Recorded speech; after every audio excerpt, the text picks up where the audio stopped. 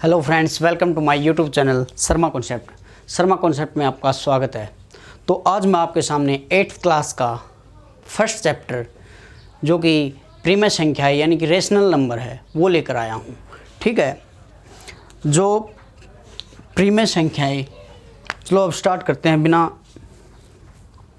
रुको एक बार, इस साइज ज़्यादा हो गई इसमें। ठीक है, तो हम स्टार्ट करते हैं। कौन सा चैप्टर? Rational number. तो इससे पहले, चैप्टर स्टार्ट करने से पहले हमें पता होना चाहिए कि प्राकृत संख्याएं क्या होती हैं, पूर्ण संख्याएं क्या होती हैं और जो इंटीजर्स पूर्णांक हैं वो क्या होते हैं। तो चलो हम स्टार्ट करते हैं। तो जो प्राकृत जो संख्याएं हैं, प्राकृत संख्याएं, प्राकृत संख्याएं यानी कि नेचुरल नंबर, नेचुरल नंबर्स। ठीक है, ये क्या होते हैं? जो नंबर 1 से स्टार्ट हो, 1, 2, 3, 4 एंड टू सो ऑन, मतलब पता नहीं आगे चलते जाएं। ठीक है, तो वो क्या होते हैं? हमारी प्राकृत संख्याएं होती हैं, नेचुरल नंबर होते हैं। और जो पूर्ण संख्याएं होती हैं, पूर्ण संख्याएं, पूर्ण संख्याएं का क्या मतलब है? Whole number, whole number. ठीक है, होल नंबर जो होते हैं वो स्टार्ट होते हैं 0 से। 0 और इंक्लूड कर दिया जाए, किनमें? प्राकृत संख्याओं में अगर 0 को इंक्लूड कर दिया जाए तो वो क्या कहलाएंगे? आपके होल नंबर्स। 1, 2, 3, 4 ऐसे करके एज टू सो ऑन चलते जाएंगे। ठीक है, अब होते हैं इंटीजर्स।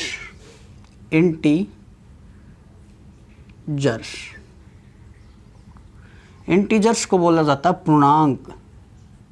क्या? पूर्णांक। इंटीजर्स को क्या बोला जाता है? पूर्णांक। पूर्णांक क्या होते हैं? देखो, 0, 1, 2, 3 चलते जाएंगे। ठीक है, और माइनस वाले नंबर और इसमें ऐड कर दिए जाएं तो क्या हो जाएंगे? वो पूर्णांक कहलाएंगे। तो जो ये सभी नंबर माइनस से लेकर प्लस वाले वो क्या होते हैं? हमारे पूर्णांक यानी कि इंटीजर्स। तो देखो, जो ये होते हैं हमारे पॉजिटिव इंटीजर्स। क्या? Positive integers. ठीक है, और जो ये होते हैं हमारे 0 से इस साइड वाले, ये होते हैं हमारे नेगेटिव इंटीजर्स, नेगेटिव इंटीजर्स। और ये पॉजिटिव इंटीजर्स। जो 0 होती है वो न तो नेगेटिव होती और न ही पॉजिटिव होती, इनमें से कुछ नहीं होती, न नेगेटिव और न पॉजिटिव। ठीक है, और जो रेशनल नंबर, अब हमारा टॉपिक क्या है? Rational number. जो रेशनल नंबर है, रेशनल नंबर्स, जो नंबर P/Q के रूप में लिखे जाएं, इन फॉर्म P/Q, तो जो नंबर P/Q के रूप में लिखे जाएं वो क्या कहलाते हैं? हमारे रेशनल यानी कि प्रीमेय संख्याएं।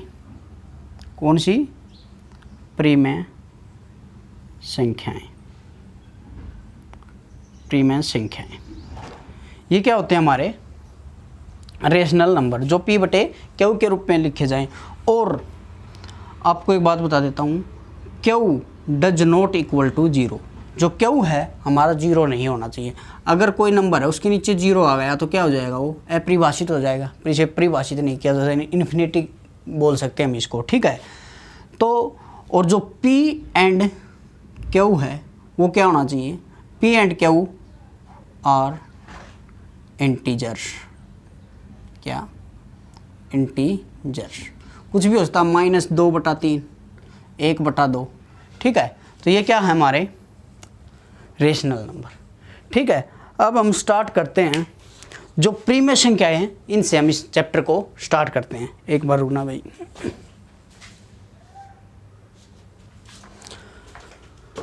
देखो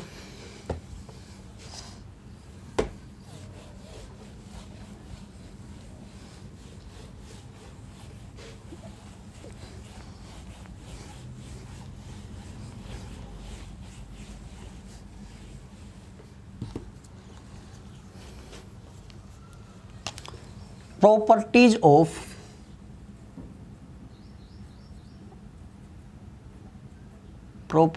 of रेशनल नंबर। क्या? Properties of rational numbers. ठीक है, परिमेय संख्याओं के गुणधर्म। परिमेय संख्याओं के गुणधर्म, तो इसके 3 गुणधर्म हैं। जैसे एक तो होता संवर्त, संवर्त जिसको इंग्लिश में बोलते हैं क्लोजर। क्या? क्लोजर। ठीक है, जो दूसरा होता है हमारा वो होता है क्रम विनिमय। क्रम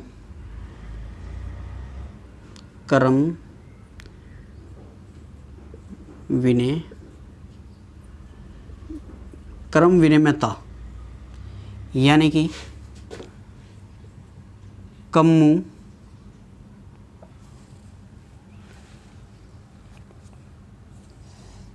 कम्यूटेटिव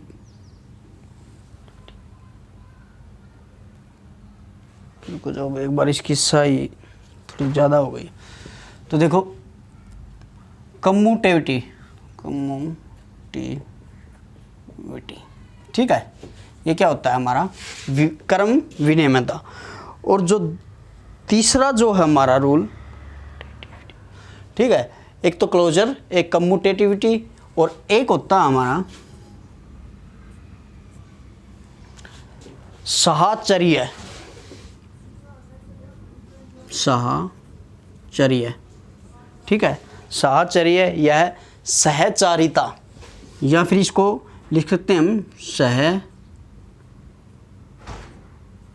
सहचारिता। ठीक है, इसको इंग्लिश में लिख सकते हैं एसोसिएटिविटी।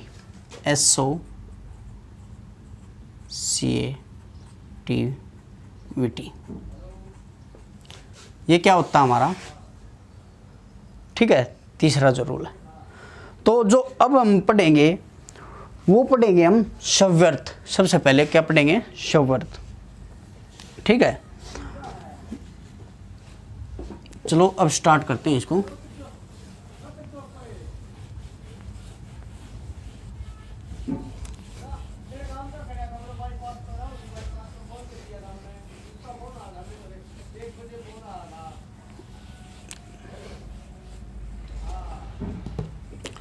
कौन सा नियम पढ़ रहे हैं हम?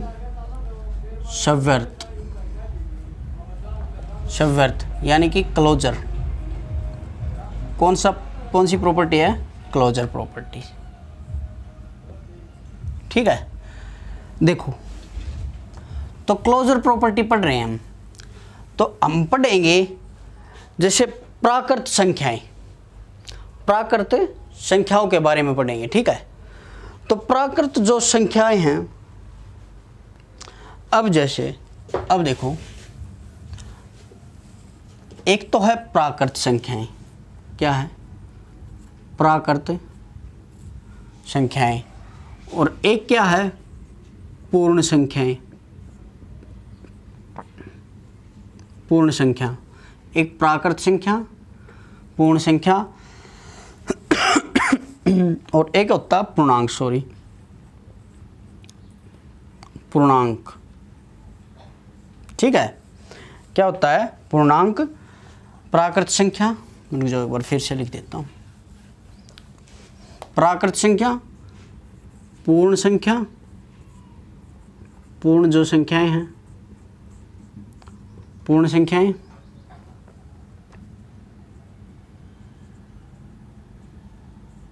और एक है पूर्णांक।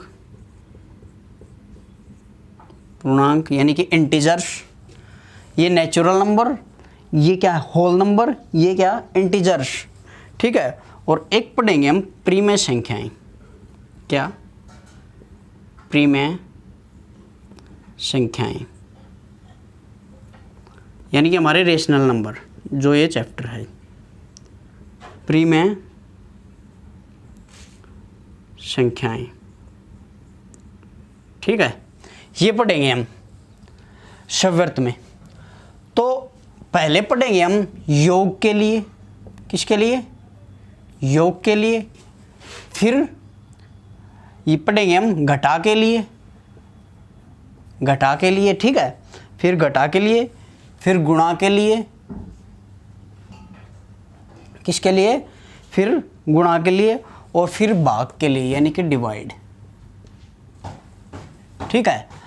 अगर हम दो प्राकृत संख्याएं लें, जैसे हम मान के चलो दो ले ली, तीन ले लो, तीन ले ली, और एक ले लिया आपने 6, इन दोनों को जोड़ दिया, क्या किया, इन दोनों को जोड़ दिया, और 6 3 कितना होगा, आपका आंसर 9 आएगा। तो इसका मतलब क्या है, ये जो प्रॉपर्टी है संवर्त प्रॉपर्टी, योग के लिए, योग के अंतर्गत संवर्त है, योग के अंतर्गत मतलब संवर्त है, ठीक है।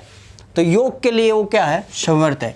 तो इसका जो हमारा आंसर होगा वो क्या होगा, हाँ, ये योग के लिए क्या है, संवर्त है भाई, क्योंकि 3 और 6 को जोड़ेंगे, मान लो 2 प्राकृत संख्याओं को जोड़ते हैं हम, तो क्या प्राप्त होता है, एक प्राकृत संख्या ही तो प्राप्त होती है, क्योंकि प्राकृत संख्या क्या होती हैं, 1 2 3 4 5 6 7 8 चलती जाएंगी। तो इन दोनों को जोड़ेंगे तो क्या आएगा, एक प्राकृत संख्या ही आएगा, ठीक है। जब हम 2 नेचुरल नंबर को जोड़ते हैं तो एक नेचुरल नंबर ही प्राप्त होता है। अब देखो, अब घटा के लिए, अब मान के चलो भाई 5 में से 3 को माइनस करोगे तो क्या बचेगा, 2। ये बात तो ठीक है, लेकिन इस बात के तो लिए रूल अप्लाई होता है, अगर ये भी एक प्राकृत संख्या घटाने पर भी, मतलब एक प्राकृत संख्या में से एक प्राकृत संख्या को घटाए तो प्राकृत संख्या ही प्राप्त हुई, ये तो बात ठीक है। लेकिन आप 3 में से 5 को घटाओगे तो क्या होगा, -2 नहीं बचेगा, और -2 प्राकृत संख्याओं में आता है नहीं, तो क्योंकि प्लस वाले नंबर आते हैं, क्योंकि 1 2 3 4 5 सभी प्राकृत संख्याएं हैं, -1 -2 -3 ये थोड़ी हैं। तो ये रूल घटा के लिए संवर्त नहीं है, तो ये रूल घटा के लिए क्या नहीं है, संवर्त नहीं है, ठीक है। अब देखो गुणा के लिए, तो गुणा में देखो, अगर मैं 3 × 5 करता हूँ, आंसर क्या आता है हमारा, 15, आंसर क्या आता है, 15 आता है। तो इसका मतलब क्या है, जब किन्हीं भी 2 नंबर को मल्टीप्लाई करते हैं तो एक प्राकृत संख्या आता है, किन्हीं भी 2 नेचुरल नंबर को हम अगर मल्टीप्लाई करें तो क्या आएगा, एक नेचुरल नंबर आएगा, ठीक है। तो ये रूल भी क्या है, इसके लिए गुणा के लिए, मल्टीप्लिकेशन के लिए संवर्त है, क्लोजर है, ठीक है। तो ये रूल भी इसके लिए मतलब फॉलो करता है, ये रूल भी गुणा को, ठीक है। अब भाग करेंगे, तो भाग के लिए जैसे एक क्या है, एक प्राकृत संख्या, अगर इसको 2 से भाग दें, ठीक है, अगर इसको 2 से भाग दें, या 1 है, अगर इसको 0 से भाग दें, 0 से भाग, तो 0 एक प्राकृत संख्या है, नहीं है, और 1/2 क्या है, एक प्राकृत संख्या है, नहीं है। तो ये रूल भी हमारे लिए नहीं है, इसके लिए नहीं है। एक बार रुकना, ठीक है। तो 0 भी हमारे लिए मतलब एक भाग के लिए संवर्त नहीं है। अब देखो, अब आई बात पूर्ण संख्या है, और पूर्ण संख्याएं क्या होती है, 0 इंक्लूड कर दो, बस वो पूर्ण संख्या हो जाए। 0 1 2 3 4 5 6 7 जो भी है चलती जाएंगी तो वो क्या हो जाएंगी, यानी कि इसमें भी प्राकृत संख्याओं का रोल है, जो प्राकृत संख्याओं में रूल फॉलो कर रहे थे वही इसमें करेंगे, इसका मतलब। तो देखो वही बात, मान लो 0 क्या है, एक प्राकृत संख्या है, सॉरी पूर्ण संख्या है, और इसमें हम एक पूर्ण संख्या और जोड़ दें, मान लो 1 जोड़ दें, तो आंसर क्या आया, एक पूर्ण संख्या आया। तो इसके लिए मतलब ये एक क्या है, हाँ पूर्ण संख्या, मतलब ये क्या है, पूर्ण संख्याओं के लिए, योग के लिए क्या है, संवर्त हैं, ठीक है। अब घटा में नहीं होगा। अगर प्राकृत संख्याओं में नहीं हुआ तो इसके लिए भी नहीं होगा, गुणा के लिए होगा। अब कुछ भी कर लो गुणा के लिए। अरे भाई पूर्ण संख्या, अब देखो पूर्ण संख्या क्या, या 3 - 5 भी तो क्या है, पूर्ण संख्या है दोनों, और इसमें -2 करोगे तो क्या पूर्ण संख्या आया, तो माइनस में आया ना, तो इसके लिए ये संवर्त नहीं है। ठीक है, घटा के लिए संवर्त नहीं है।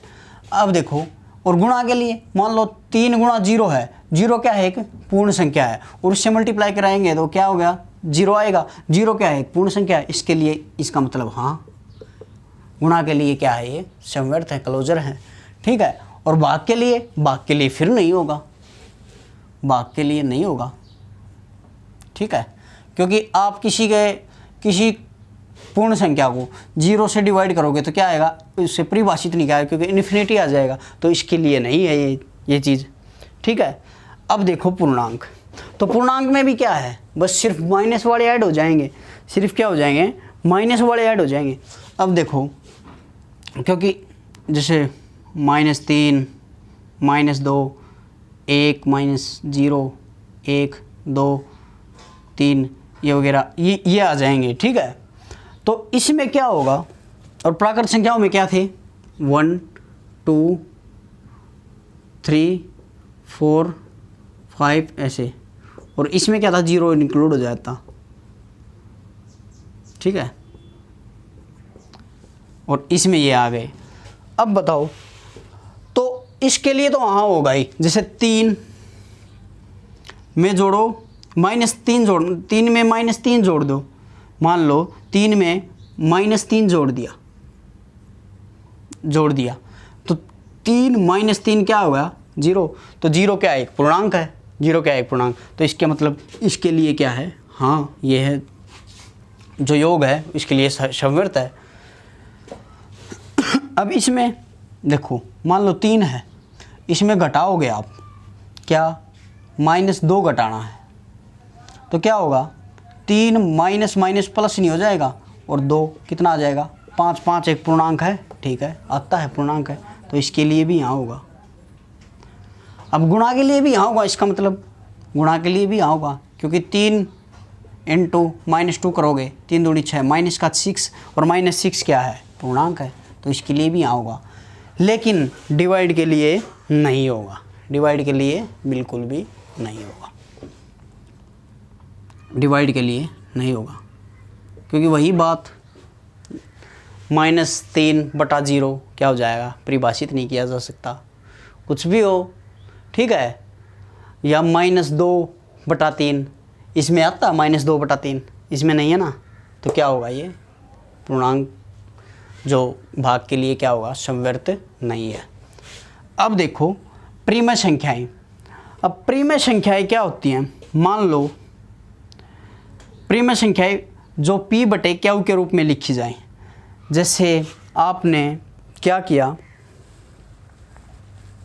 1/3 को +1/4 में जोड़ा, मतलब 2 परिमेय संख्याओं को जोड़ दिया, तो जो आंसर है वो भी एक परिमेय संख्या ही आएगा।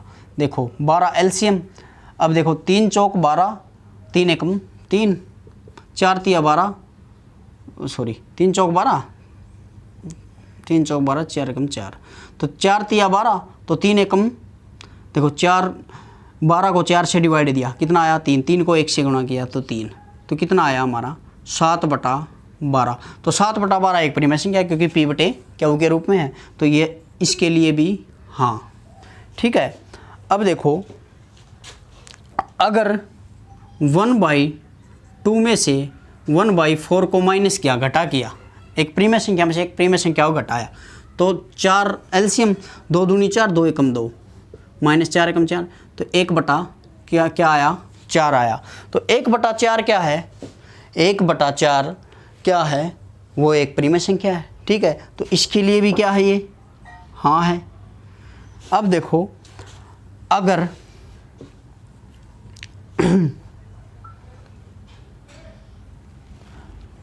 मान लो 1/2 और इसी को गुणा करते हैं 1/4 से, 1/2 को 1/4 से गुणा करते हैं, तो क्या होगा 1/8। तो एक प्रीमेय संख्या है तो इसके लिए भी ये क्या है, हाँ है, इसके लिए भी हाँ है।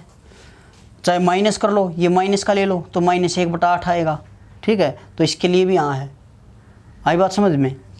अब देखो इसके लिए क्या है, ये नहीं है, क्योंकि 3/0 करोगे या फिर 3/0 करोगे आप तो क्या आएगा, हम इसे क्या कर सकते हैं, इसको परिभाषित नहीं कर सकते ना, इसको परिभाषित नहीं कर सकते, ठीक है। 3/0 क्या होगा, इसको परिभाषित नहीं किया जा सकता। अब देखो 1/3 को हम भाग देंगे 0 से। मान लो 1/3 को, भाई 0 भी तो एक क्या है, प्रीमेय संख्या है भाई, 0 भी देखो एक बार। अगर हम 1/3 को भाग देते हैं 0 से, अब जब 0 से भाग देते हैं नीचे 0 आ जाएगा तो क्या होगा, इन्फिनिटी नहीं हो जाएगा, परिभाषित नहीं किया जा सकता। तो इसके लिए भी ये रूल फॉलो नहीं होता, ठीक है। आई बात समझ में। एक बार रुकना भाई, थोड़ा ऊपर लिखना पड़ेगा। देखो देखो थोड़ा ऊपर लिखना पड़ेगा भाई। इसे ये क्या था, 1/2 गुणा 1/4, चाहे माइनस का कर तो 1/8 माइनस का, तो ये भी एक माइनस वाली तो भी एक प्रीमेय संख्या है, ठीक है। अब देखो, अब मान लो 3 है, 3 को मान लो 1/3 है, 1/3 को हम 0 से भाग देते हैं, क्योंकि 0 भी तो एक रेशनल नंबर है, क्योंकि 0 के बटे क्या होता है, 1 होता है, और 0/1 क्या होता है, 1 p/q के रूप में होती है, क्यू के रूप में होता है, और p और q क्या है, इंटीजर्स हैं, दोनों इंटीजर्स हैं, तो ये भी तो एक प्रीमेय संख्या है। तो इससे भाग देते हैं हम, तो क्या आएगा भाई, 0 से भाग दोगे किसी चीज़ को, मान लो 0 से कोई भी चीज़ भाग दी आपने, तो क्या आएगा, इन्फिनिटी आएगा। तो आप अब देखो 1/3 को किससे भाग दे रहे हो, 0 से, तो यानी कि 0 से भाग दे रहे हो तो क्या आएगा आपका आंसर, इन्फिनिटी। तो इसके लिए ये रूल नहीं है, ठीक है। तो आई होप आपको समझ आएंगे।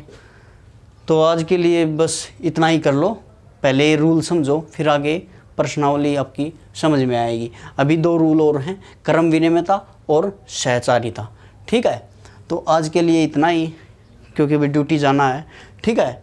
तो ठीक है, थैंक यू फॉर वॉचिंग।